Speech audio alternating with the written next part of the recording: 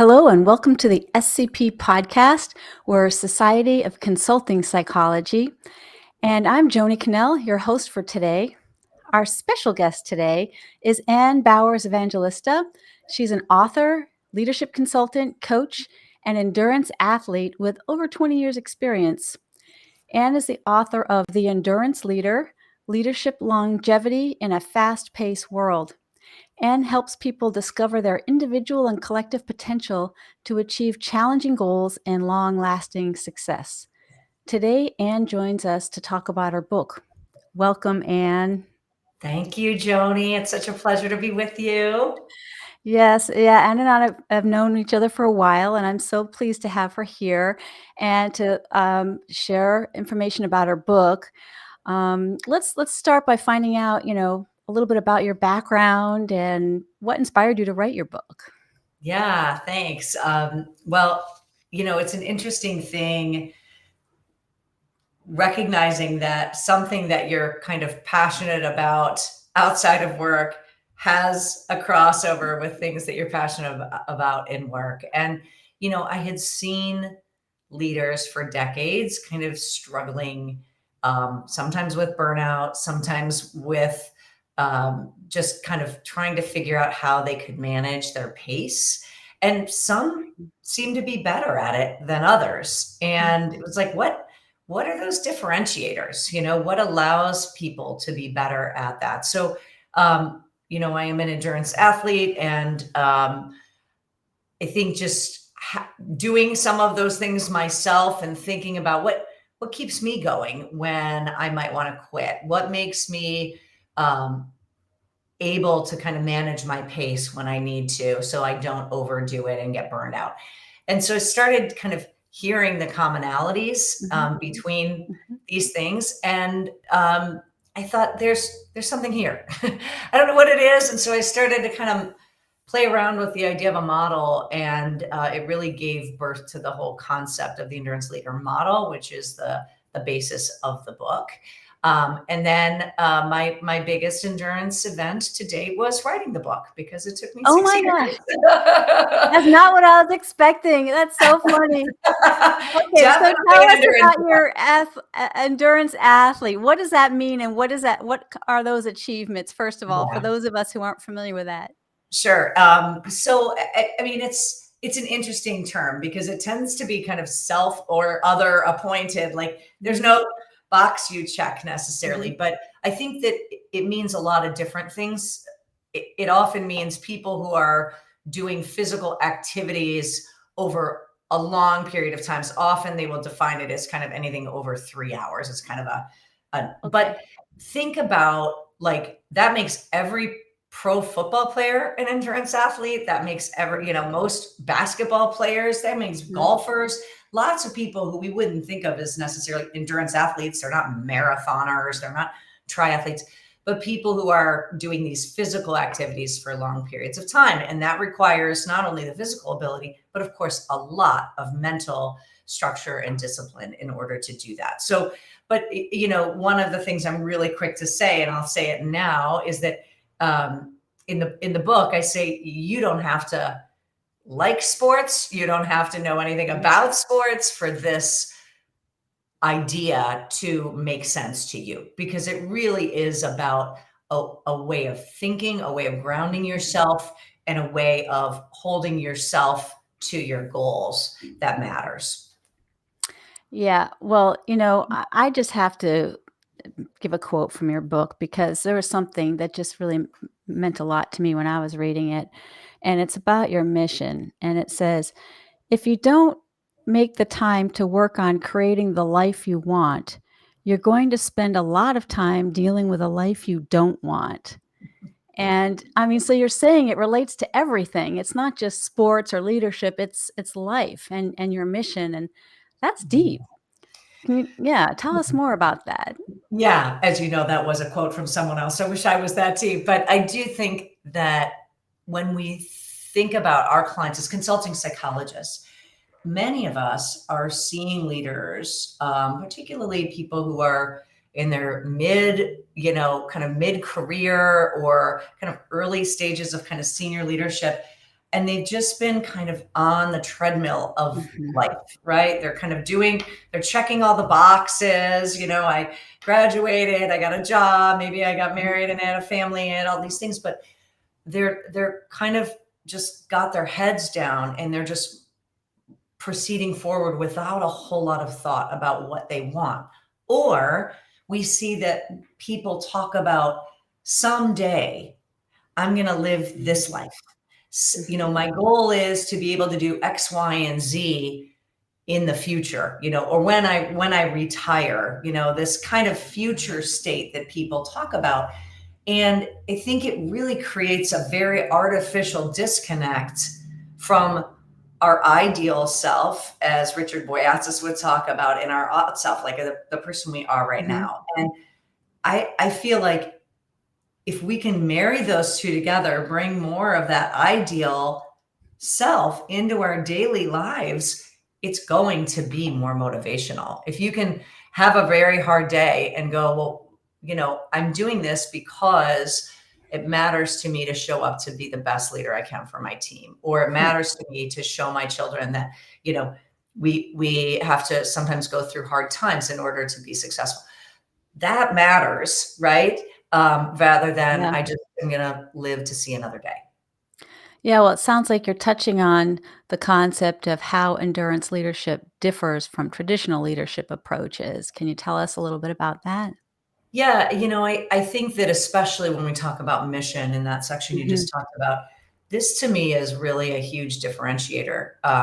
In that this is like traditionally been off limits in the workspace to talk about. Mm. Like people don't talk about their whys or who they want to be, Mhm. because you might, lo and behold, discover that the job you're doing isn't meeting those needs, right? But Right. anybody who's done a Hogan assessment or assessment of personality, where you look at your motives and values and interests, right? It's telling you that right there. But often organizations are like, we don't, we didn't hire you to think about those things. We hired you to do these things. And we get really caught up in that. We don't associate our mission, what's really important to us, with our work. We kind of try to keep these in Mhm. separate worlds. And I don't think it's like so much that it's a sin of commission that organizations haven't done it, but it's just not in their purview and no one is talking about it. I Mm. will say, I think we've seen a shift in the past 2 years towards people talking about their why a lot more, Mhm.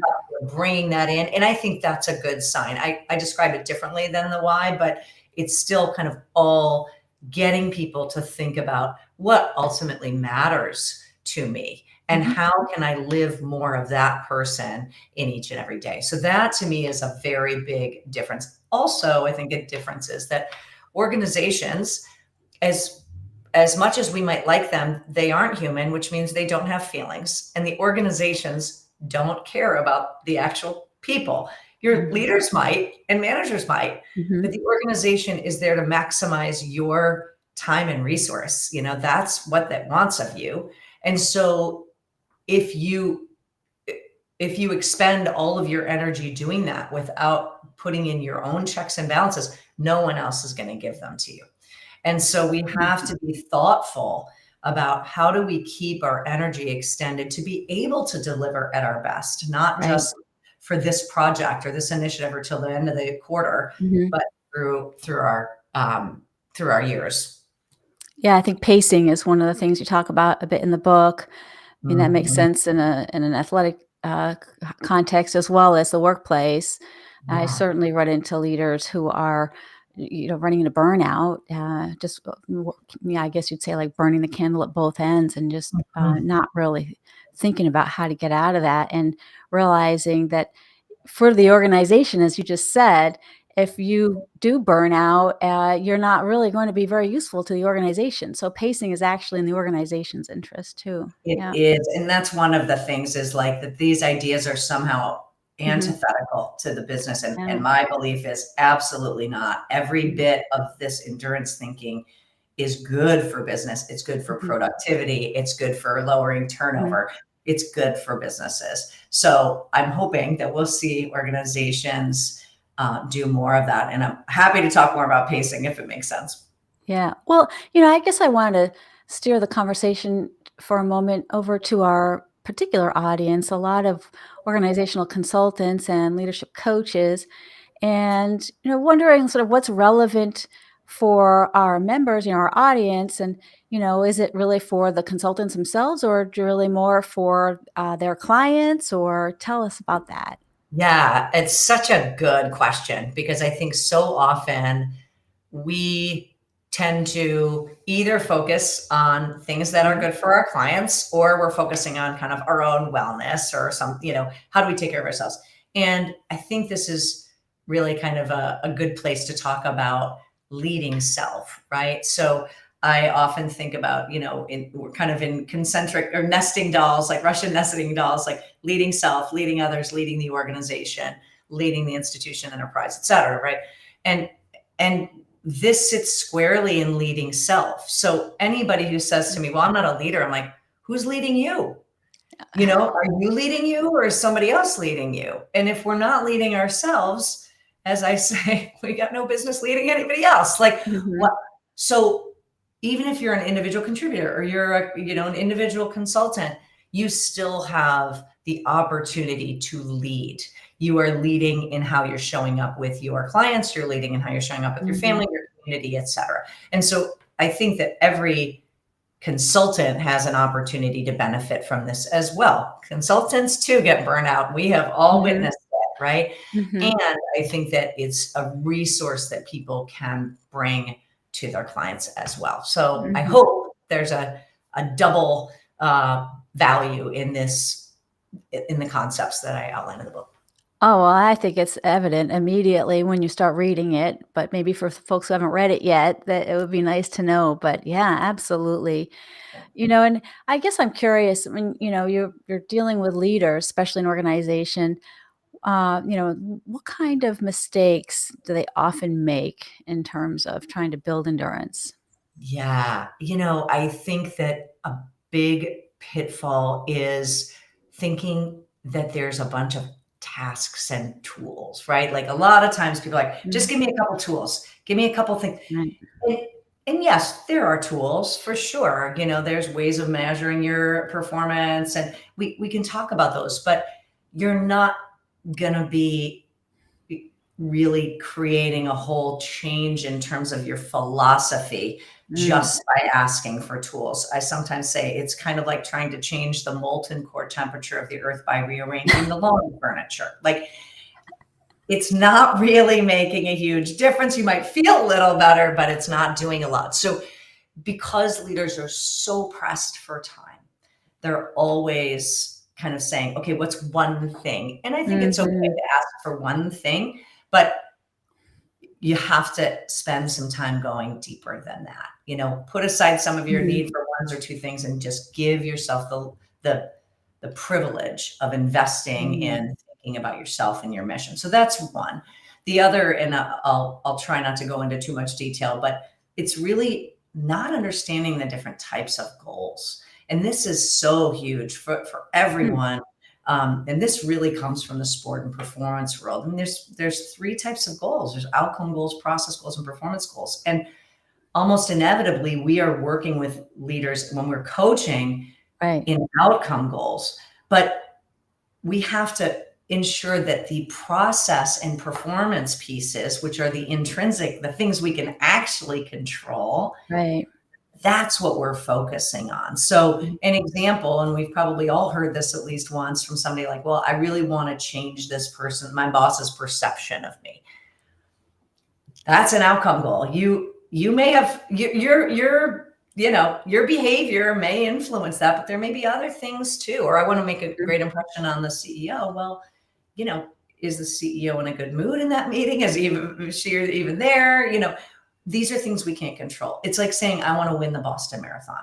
Well, probably depends on who else shows up, right? Yeah. So Yeah. we have to recognize the difference between these things. And often people are really focused on the outcome, and then they're really frustrated because they're like, I don't understand why this isn't happening. And it's because we're not getting in and really looking at the intrinsic motivator. Like, what processes are you doing? Mhm. How are you showing up? What steps are you taking? These very little things, the little micro changes along the way, which research will also show there's much higher correlation with self-efficacy and satisfaction and performance when people are focusing on their process and performance goals versus Mhm. goals. They're all good, but we have to make sure we're getting in at those things we can really control. Well, so I guess just sort of summarizing what you just said is, even using terms from your book, is uh, looking at your mindset, not just a simple tool, quick fix. You really need to shift the whole mindset and focus on what you can control to measure uh, improvement rather than looking at other things that you can't necessarily control. That makes a lot of sense. And I know you have lots of suggestions in there for particular metrics and things to use. One of Mhm. the things that's coming on right now is that we're dealing, I mean, I hear this a lot in organizations and just everywhere, is that we're dealing with a time of uncertainty. We've got politics, so we've got technology, AI, financial, everything is just sort of really changing so quickly. We can't necessarily predict. Can you Mhm. give us, I don't know, either a tip or maybe a mindset? I don't know what we need to be an Yeah. endurance leader during these times. Yeah, thank you for that. And I think this is again why we're hearing more about endurance theater. There was Mhm. a McKinsey, two guys from McKinsey just wrote an article online about it as well. And it's recognizing that because our short term is so unpredictable, that it's very, very difficult to feel like you're making, if you're only looking at short or intermediate goals, that you're feeling like you're really making progress, or that you've achieved them and then like it's all undone, right? So it is about allowing yourself. Yes, we do have to have short and midterm goals too, Mhm. but the more grounded we are in what matters to us, I'm not saying it's easy, but without that, we're really kind of unmoored. Like what do I make sense of, right? And so in Mhm. the middle of all of this, if you come back to what matters to me, what do I want to be known for? What difference am I making in the world, in my community? And can I still make that happen? And my belief is unequivocally, yes, you can be the exact same way. Perhaps not. Do we have to shift? Perhaps. But everyone has the capacity to think about how they want to be living their life and Mhm. making that their impact present now, when everything else is so unpredictable. I often say, like, it's kind of like running a marathon in a maze, and the end point keeps changing. And it's like, I don't know. And it also brings up the importance of pacing, right? That, Mhm. and if you don't know where this is going to go, you better be darn sure that you're planning how to take care of yourself along the way. And that doesn't mean falling over exhausted, right? That's not Mhm. how athletes run races, right? They don't Right. just like, hey, let me just train till I can't go Mhm. anymore and then I stop and that's going to be good for my overall performance. No, right? We have to be very active and intentional in how we're approaching our lives, because again, if we're not, who is? Yeah, that makes a lot of sense. That's great advice. Thank you. Thank you Mhm. for that. I guess maybe one last question. Um, you know, I guess, I don't know, in terms of endurance leader, like what's one thing that I can do, Mhm. right now? I mean, in any context here, Yeah. especially for consultants. Yeah, I think that a big concept that I talk about, I was borrowing from the language that James Clear uses in Atomic Mhm. Habits, and BJ Fogg Mm. at Stanford talks about this minimum viable effort. And, you know, we think so often that change in our personal lives means some grand Mhm. gesture. I got to lose 20 pounds, or I need to change Mhm. my job, or, whatever it is, I need to move. Just what's a 1% change to be a little bit closer to that person you want to be? If something you're like, one of the things I really want to do, I had a client who was like, I want to be more involved with pet rescue in my community. Mhm. And so she's like, that is really important to me. And I've been wanting to do it forever. And so she just was like, okay, once a month, I'm going to go for like 2 hours on a Saturday. And Mhm. that turned into her volunteering like every Saturday. And now she Wow. walks the dogs, and that's helped her lose some weight. Like all these kind of snowball effects that has had on her. But it was just this tiny little change to bring a little bit more of this person she wants to be. So what I would say is pick one thing. Like, and BJ Fox says it should be so small, it almost seems like dumb to say it out loud because it's so small. But like just one little area of life, whether it's your family, whether it's your work, whether it's your community, whether it's, Mhm. uh, one little thing that you could do to make a, get you a little bit closer to that future self. And I think that will feel really good and it'll be motivating. That's very inspirational. Thanks, Anne. Well, so how can people buy your book, The Endurance Leader: Leadership Longevity in a Fast-Paced World? Well, you can buy it at your favorite online book retailer, whoever Mhm. that might be. It is Mhm. also available on Kindle and Audible. So you can listen, Nice. uh, read on any device. You also, this is a new feature. I now have a self-assessment you can take. If you go Mm. to theenduranceleader.com, you will see the self-assessment. You will get your own scores. I'm going to figure out how, hopefully anonymously, I can start aggregating and get profiles of Mhm. where people are at, but it might help you get a sense of like, where am I in this journey, and might help you to get started. So yep. And you can find me always at ann@lumos.com or www.lumos.com. And I'm happy to talk about the book. That's excellent. And just for that self-assessment, it's enduranceleader.com? It is theenduranceleader.com. I now have my Theenduranceleader.com. All right, all right. Because yeah, I'm like, as soon as we finish, I'm headed there. all right, good. Yes. I'm happy to know what your scores were, but you don't have to tell me. I know what mine were. Well, I'm sure yours were high, given all of your endurance athleticism as well. Thank you so much, Anne, for being a guest on the SCP podcast. It's been a real pleasure to have you here, and I think you've given some really good tips and insights to our audience. Thank you. It's always a pleasure to be a part of the SCP community, and spending time with you always is a pleasure. Joni, thank you. Well, thanks, and thanks to all our viewers and listeners, and we'll see you next time.